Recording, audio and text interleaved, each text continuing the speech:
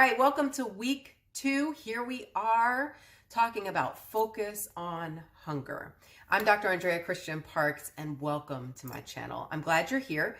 If this is the first video that you're ever watching, I want you to go back at least 1 week and catch up, because this is week number 2 in our Focus on Hunger series. And I want you to have the tools in the first episode to bring you to this one. So, what are we talking about? Well, this focus on hunger as the most important tool that we have in our weight loss arsenal is what we're going to work on. Now, this week I want to talk about what is hunger. You know, for some of us, it's been a long time since we've felt hunger. And so I want to spend some time describing it and getting comfortable with what it is, what it isn't. And I want to tell you, I prepared for this taping to make absolutely sure that I was hungry when I got here, so that I can really tap into physically in my body what hunger feels like and describe it to you. Because sometimes what we think hunger is actually not physical hunger. Example, sometimes we have something stressful, difficult, frustrating at work, and we think, ooh, I need some chips. And it's actually not hunger that's prompting that. It's the stress, and you've practiced solving stress with food. So your brain says, have chips, that'll fix it. And it will, temporarily. But in the long term, it actually works against your whole long-term goal, which is to get the weight off. And so short-term fix for long-term pain is not what we're going for here. So let's get into, what does hunger actually feel like? Physical hunger and emotional hunger are two separate and totally valid things.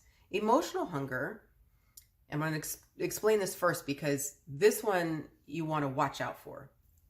Emotional hunger is a very urgent, fast, powerful, loud kind of feeling. So it's that stress hunger. It's that I have to have a cookie, like right this minute. I must have something sweet, something salty.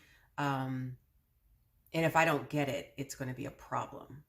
It's a very intrusive, and it gets your attention.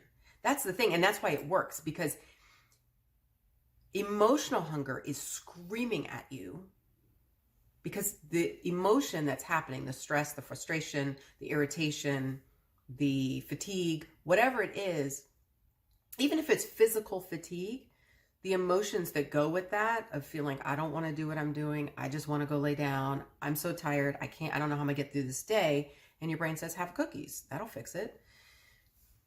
Those are very valid responses. However, they're not going to do what you want in the long term. So when you find that your brain and your body are screaming loud for food, check what it's asking for.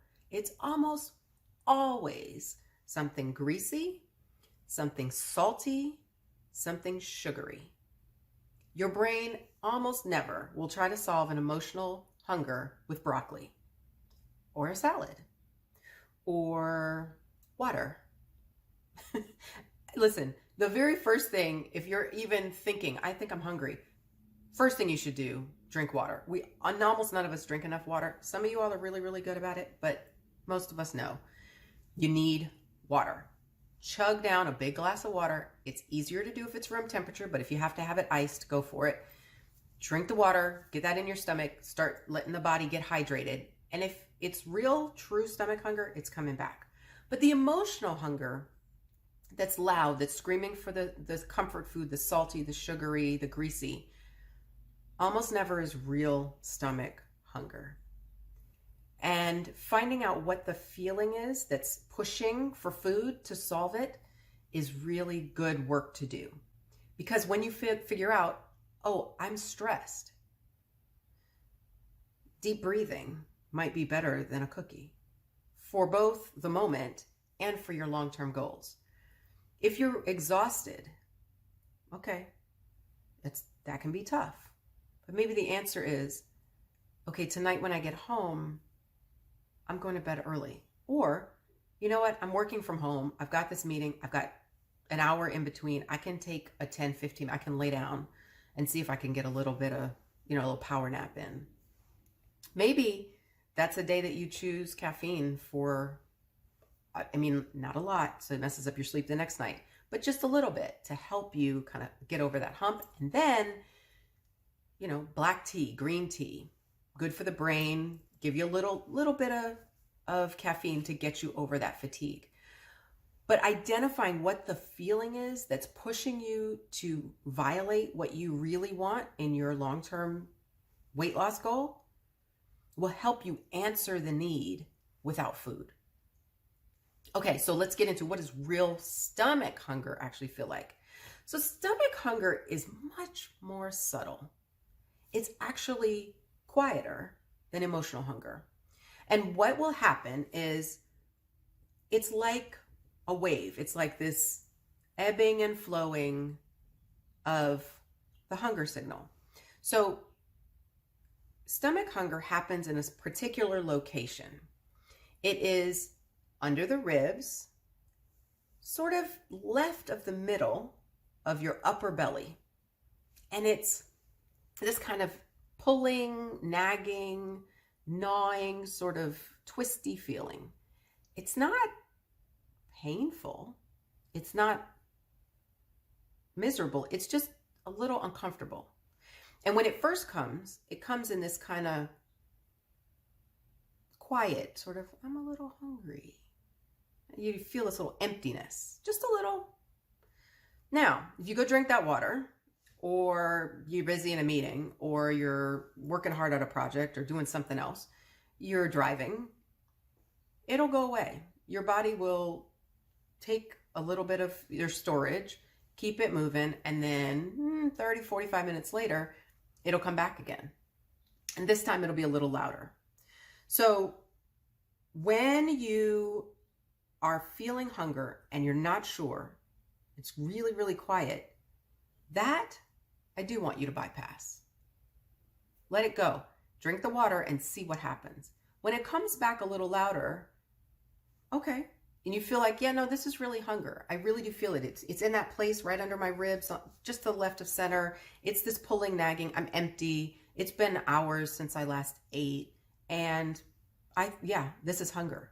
Okay, perfect. Now we're going to get into in another episode a little more detail on when exactly is hungry enough, when is too hungry, all that. We'll get there. But for now, you want to just check and make sure it's real stomach hunger, that it wasn't dehydration, that it wasn't stress, that it wasn't something else, but it's real stomach hunger. So this week, you're going to focus at trying to identify the sensation in your physical body of hunger and start to get real comfortable with it. I think one of the things that we really want to try to get to in this series is getting friendly with hunger. Hunger is a tool. It is a friend. It is a helper.